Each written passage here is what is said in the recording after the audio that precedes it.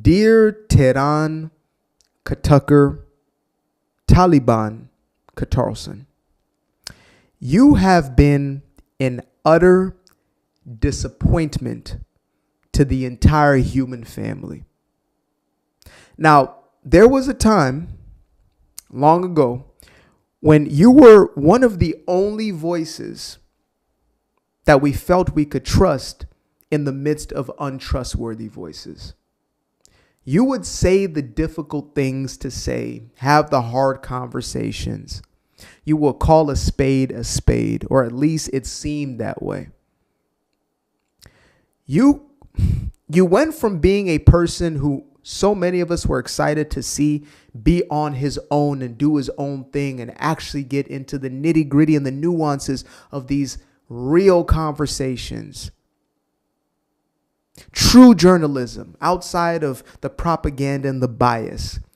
You went from being a guy we were excited about seeing outside of the mass media machine, and you turned into something that is quite literally worse than even the worst of them. And they are downright terrible.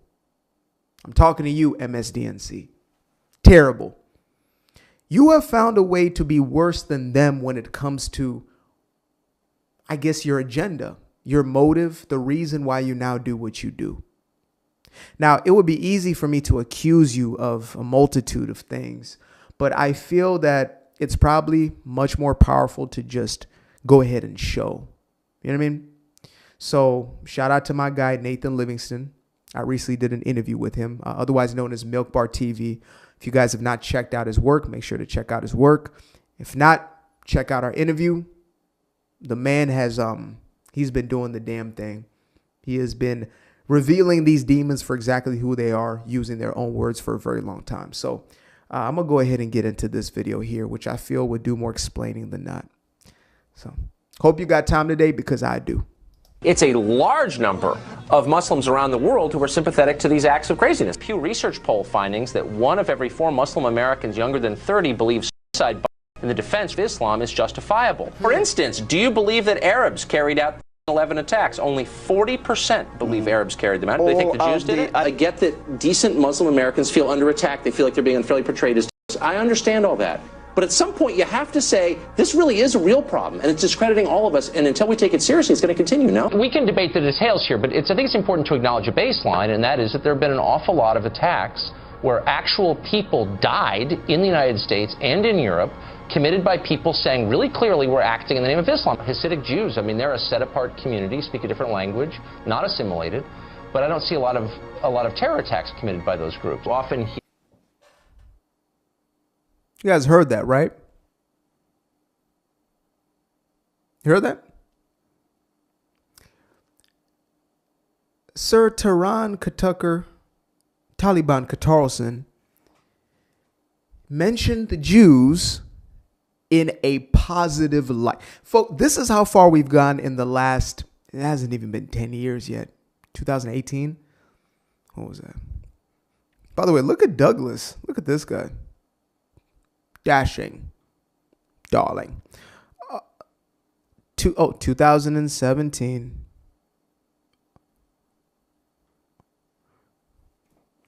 How quickly things can change. Americans say, I have said, including last night, is that assimilation is the problem. These people are not assimilated. And yet you look around, and there are actually a number of groups in our society and yours who aren't assimilated. Hasidic Jews live apart. The Amish live apart. They pose no threat at all to the country they live in. They love the country. Why is this group different? Well, the Muslim population of the West is rising very quickly, and that has implications for social cohesion or national security. So if I say, as Islamic countries do, you don't have a choice. You have to wear the hijab. You need to be modest, and if you're not, you could get raped, and if you do, it's your fault. And you have to avert your gaze from men. For example, women are asked to walk behind their husbands, or in some countries, they're not allowed to drive or vote. Under certain circumstances, can that be empowering? Can female genital mutilation be empowering? That's common in Islamic countries. Tell him, Tucky. Tell him. An Austrian woman was convicted of, quote, disparaging religion. She was fined more than $500. Her crime was suggesting that Muhammad's marriage to a 6-year-old constituted a form of. She claimed her comments were protected by the freedom of speech because she is a European, and traditionally they would have been, but things have changed now. So in other words, a standard that has long prevailed in the Islamic world, which is that you can be punished for criticizing Muhammad, is now the law in Europe. Exactly right. The was born in Britain, not some far-off land, but he still grew up to embrace Islamic radicalism and declare war on the country that raised him and kill his neighbors, in effect. There are many more like him. So when you watch the American response, even the cultural response to an event like what happened in your country on Monday. See, maybe if Americans could somehow pay this guy more than Qatar, then he would, start pushing our own messaging. Maybe that's what it is. It just seems like, if you are the highest bidder, you are going to get a tailored messaging.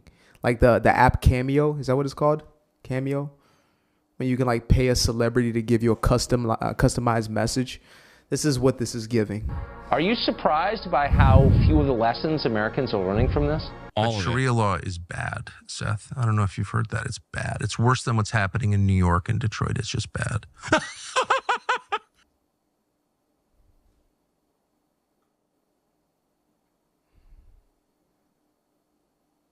What kind of giggling demon is in this man? This is not normal, guys. I'm sorry. Wait, I know I'm being so petty on this. It's so unsubstantial. But it's just bad. Look at this.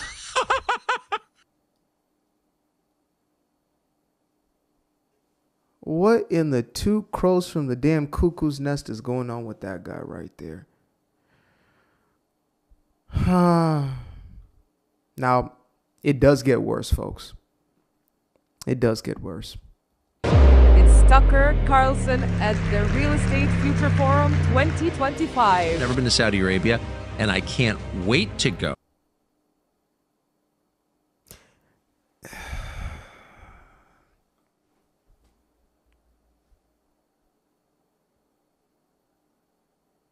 The internet is, on one side, can be the devil's literal playground, but on the other side of it, it is God's tool. There is no other way. There is no other way in life I could have made this point than the existence of this clip here. Shout out Milk Bar TV. Look at this. Never been to Saudi Arabia, and I can't wait. You can't make that up. AI couldn't conjure this level of tomfoolery. Folks, here is the entire employment base of Qatarlson. These are his funders. This is the auction of Qatarlson. Right here. You're watching it in real time. 200, 600, 500, 1 million, 5 million, 10 million. Oh my goodness. My. To go for a glimpse of what the future holds, because that's what you see when you go to the Gulf. Because it's of its scale, its significance in Islam. He's like, you know what Islam means? Submission. And like, let it hang in the air. Like that was self-evidently disgusting. And I was like, I kind of think submission to God is like the whole point of life, but I didn't say anything. I was like, that crack must be hitting different in Qatar.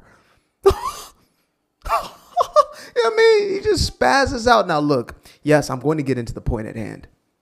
As much as we could just have a kiki of a time over here, just cackling away, we need to get down to business. So, the man went from the not only justified perspectives that he had around Islam, but the validated reality of how Islam has manifested throughout the Western world, including the United States, and how we have been victims to that as well. He went from articulating that to, well, I mean, what's so bad about submission to God, Allah? What's so bad about submitting to a quote unquote God who calls for every single one of these acts of terror that you, in your history, have denounced, have covered, have maybe sometimes been the only voice who was willing to say the whole damn thing on a network television. Now, I'm not going to, take away from the Glenn Becks of the world. I'm not going to take away from the Bill O'Reillys of the world who've been talking that talk. Who even, in my youth, I was told they were racist, so I couldn't really listen to them, right? Because they hated black people, right? Turns out that they might have been the least racist out of that entire clannish sort of mainstream media circuit that was running at that time. But here is a man who is now having us second guess whether or not this thing is so bad after all. What could shift a man from seeing so clearly to all of a sudden essentially siding with the very same thing that he once denounced? There's one of two things. And I know this is simplifying it, but, I don't think it actually gets any deeper than this. One is you are genuinely convinced. There is an actual conviction. And number two is there is an ulterior motive. You're a liar and you're getting something for that lie. Or, you are creating a narrative based upon some sort of financial. I can't even think of most other incentives unless, it's like the guys who will convert to a religion for a girl type of thing or pretend to be liberals for a chick. It's like it could be that. But with the Tucker situation, it's not. There's a financial benefit, which is the one that I've leaned the most heavily on based upon the receipts that I've seen thus far. And I feel like it's so much worse. I feel like there's so much more, but I don't like to dwell in the world of the theories of conspiracy. But if there is a genuine conspiracy and I can point to it in some way, I will. I've gone through the article that details the $15 million that was injected into Sir, put some damn respect on his name. He's worth Qatari money now. Sir Tehran Tucker. There was a $15 million that came from an investor who turns out happens to be of Pakistani and Iranian origin. Then, of course, we have the $100,000 pay stub or $100,000 receipt of foreign funds that were paid to Sir Tucker and his network or his business in order for him to interview the ruler of Qatar. Cannot make this stuff up. It's public domain, by the way. So when we get to the place that we now are, and we're seeing this, what business does he have speaking at these events? Because, again, there's always going to be a story for the one who is still bought into these lies, still bought into this persona. There's always going to be a story of why he's there doing what he's doing. What justification can you give me for this outside of bought and paid for? A man who was dogged about his message in the warnings that many of us, do our best to still sort of get out there about what this ideology actually is. And now here he is simping for that very same ideology. Folks, you can't make this stuff up. You can pay for it, but you can't make it up. Holds, because that's what you see when you go to the Gulf. But because it's of its scale, its significance in Islam. He's like, you know what Islam means? Submission. And let it hang in the air like that was self-evidently disgusting. And I was like, I kind of think submission to God is like the whole point of life. But I didn't say anything. I was like, I don't think I'm against that, actually. This is an existential threat to the Western way of life. I really believe that. Anyone who submits to God, I'm just for that. I think we probably have a around 6 to 12 month counter. And maybe I might be off on that number. We might be 3 to 6 month range when we see just full blown. I'm talking about a damn hijab on. The way this is going, I simply don't know where else we could land but just full blown submission to Allah. He has given himself over to the demon that is likely possessing him at this point, because ain't no damn way. There's no way.